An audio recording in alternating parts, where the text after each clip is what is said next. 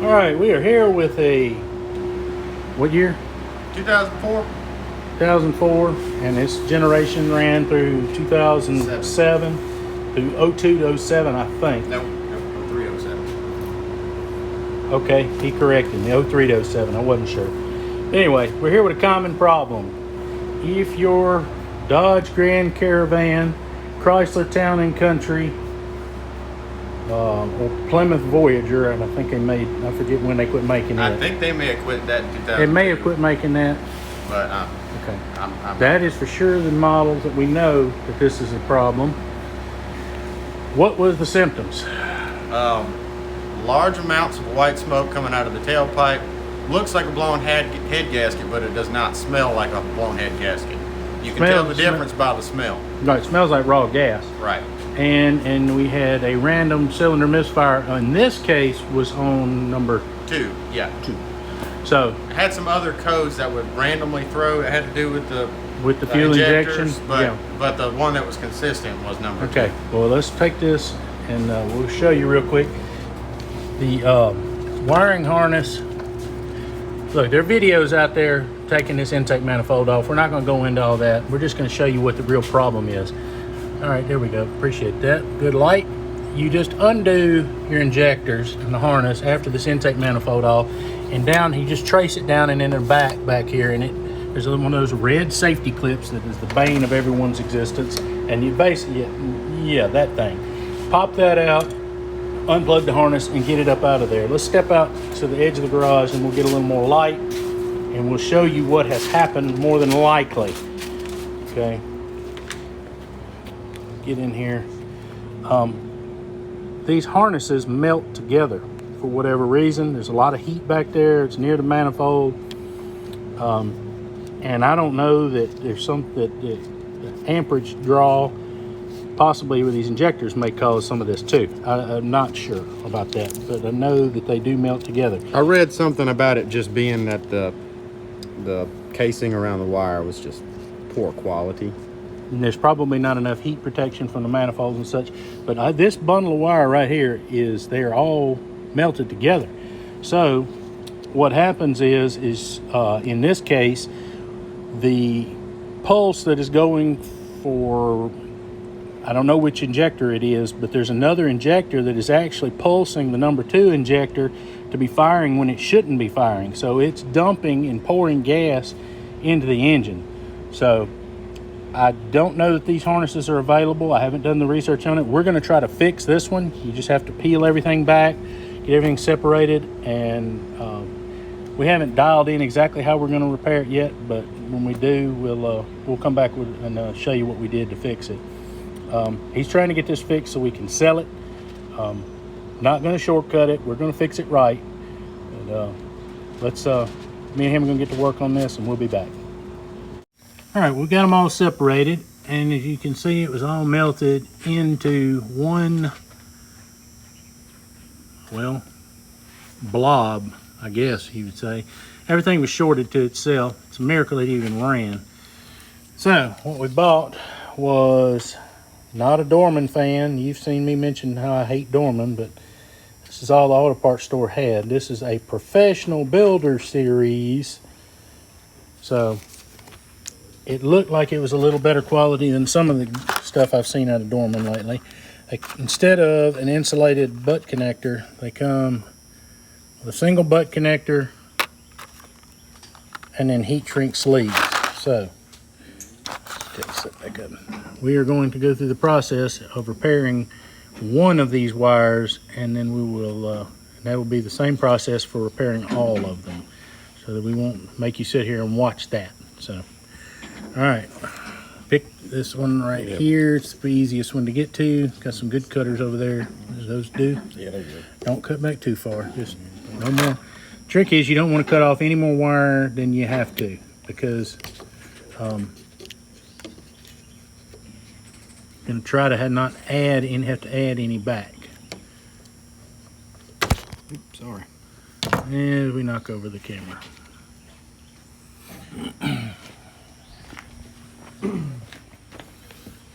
Okay. All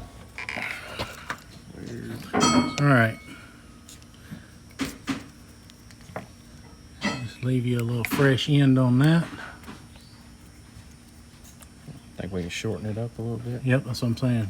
Okay. Shorten it up just a little bit. About Leave right you, yeah, that's probably enough. Just enough to fit up in the connector. If you'll look at you can put the butt connector on it to see if Probably it got a should little go more about than we even need. with the insulation. Put a little hanging out, but You need to trim it down just a tad more then. get these other cutters over here a little more precise. I had stolen these from you at one point, and then I lost them. Apparently, you got them back. I love these. Probably.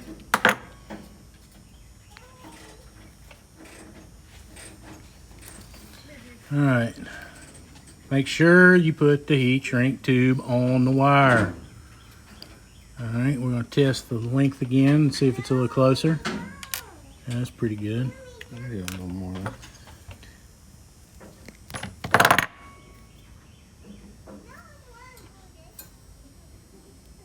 Well, there we go.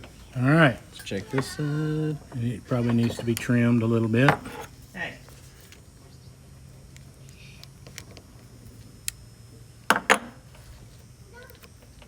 All right.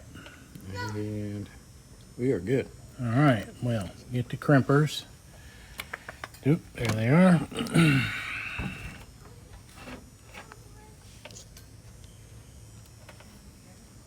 Double check this. Yep.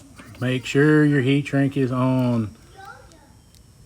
All right. That cramped good. Did it crimp good? Mm-hmm. Okay. And go to the Seemed like next, it did. and then go to the next smaller size and give it just a little snug. Pull on it. There you go. All Pull right. it out. All right. Slide it on. I actually like these little dormants because it kind of gives you a blue ring and shows you where to put your crimping pliers. Show you a trick. Yeah, show me a trick. Go ahead and put your take your hands off of that. Take your wire. Take your hands off of this. Okay. Now take your wire and go and put it in the crimping pliers. Line it up This? where it's supposed to be. Yep. And hold it. All right. Now take your other. There you go. Now stick your wire up in there. I got you. There you go. And then squeeze it down. Good and tight. The next size smaller. Give it just a little more oomph. All right. Now, slide your heat shrink tubing, center it. And this is where you want to be careful because all we've got is this big torch. You're going to burn your hand. You ain't careful. There you go. Yeah, well, I use a blowtorch on time. Cut that back. All right, go ahead. Too much.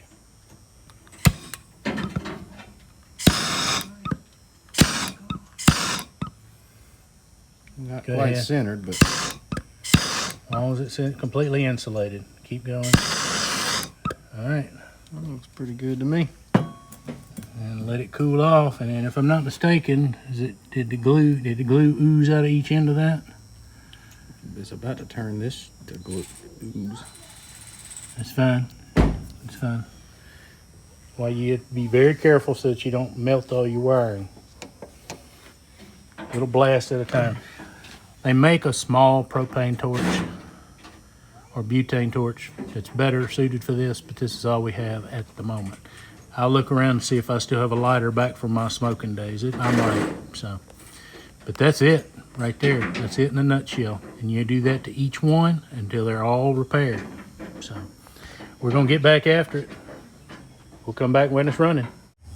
One of the other things I wanted to mention and reiterate, when you're doing this, do it one wire at a time. Yep. Dad had to dip out on a little date, so I finished up the wiring harness job. So check it out. Okay, so she's back together. Repaired again, just to refresh you guys on what we did.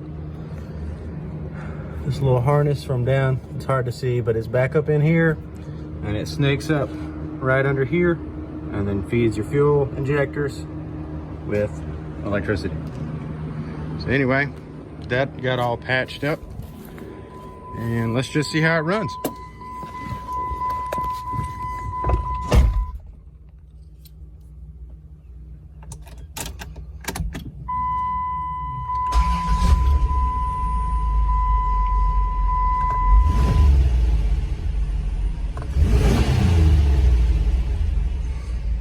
Before, when it had the miss, it will stop you at 3,000 RPM, I guess as a preventative measure to keep it from blowing up.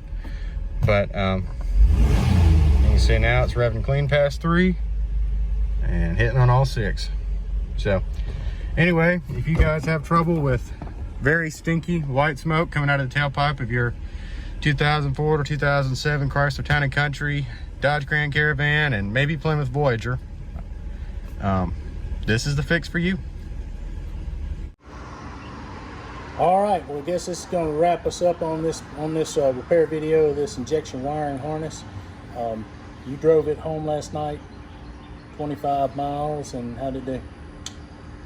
Just like it always did. So there you go. If yours is missing, sputtering, giving injector codes, putting out plume of white smoke that is not coolant related, it smells like gasoline, might be your wiring harness. So thanks for stopping by the Real World Garage, and while you're here, why don't you watch another video coming on the screen right now.